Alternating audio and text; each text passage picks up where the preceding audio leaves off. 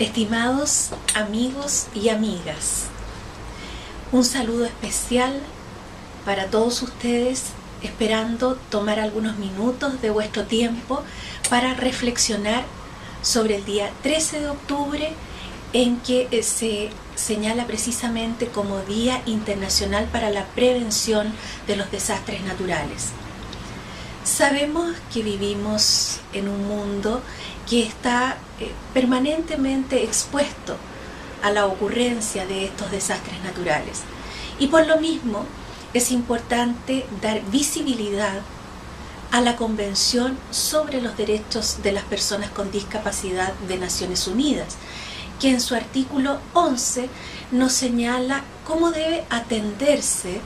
a las personas con discapacidad en situaciones de emergencias humanitarias y de riesgo. Y es precisamente en esta normativa, como parámetro internacional, que se señala que los Estados partes deben adoptar distintas medidas para dar seguridad y protección a las personas con discapacidad en desastres naturales, teniendo en cuenta el derecho humanitario y el derecho internacional de los derechos humanos. Esto significa que los Estados partes deben adoptar protocolos, armonizar sus normativas y su reglamentación para precisamente acudir hacia las personas con discapacidad cuando se producen estos desastres naturales, de tal manera de poder ubicarlos, identificarlos y a continuación poder proveer fluidamente a la satisfacción de sus derechos humanos y libertades fundamentales durante la catástrofe, en los momentos posteriores a ella y en el mediano y largo plazo. Desde luego que estos protocolos pueden ser muy enriquecidos con la participación plena y efectiva de las mismas personas con distintas formas de discapacidad, que podrán señalar cuáles son las formas de llegar, acceder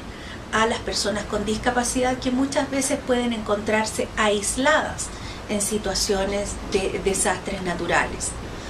Es por ello que, como consejos o sugerencias generales, podemos decir que el acceso a la información y a las comunicaciones para las personas con discapacidad en esos difíciles momentos es muy importante. Por ejemplo, las personas con discapacidad auditiva o sordera, la interpretación en lengua de señas. Para las personas ciegas, que haya información en audio y también en braille. Y así con las distintas formas de discapacidad, el lenguaje sencillo para personas con discapacidades intelectuales. Por otro lado, es muy importante que una vez identificado el lugar donde se encuentra una o más personas con discapacidad que pueden estar aisladas, lograr que ellas lleguen a lugares seguros para posteriormente proveer a que regresen a sus hogares donde deban residir con seguridad a posteriori de la catástrofe natural. También cuando hay situaciones de desplazamientos por desastres naturales, es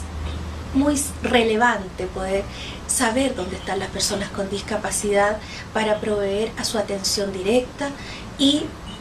que vuelvan a sus lugares de origen, a los lugares donde ellas viven.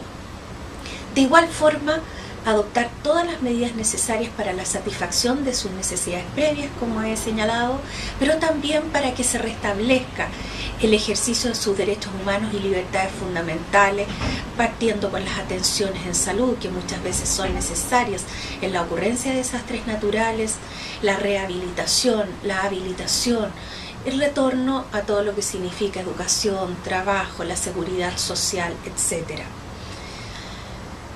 Otro desafío importante que se presenta cuando hay un desastre natural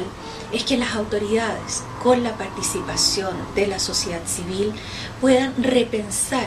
lo que es enfrentar el proceso de reconstrucción,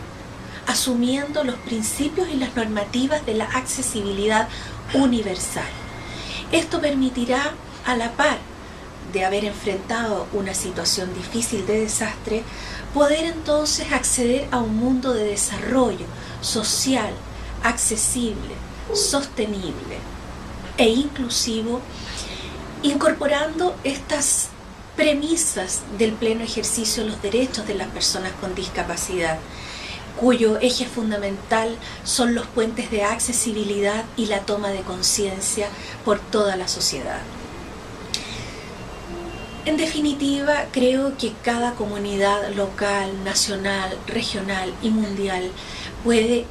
pensar estos temas, reflexionarlos e ir adoptando todas aquellas medidas que sean necesarias para la salvaguarda de los derechos humanos y libertades fundamentales de las personas con discapacidad en situaciones de desastres naturales. Por lo mismo, agradezco el tiempo que han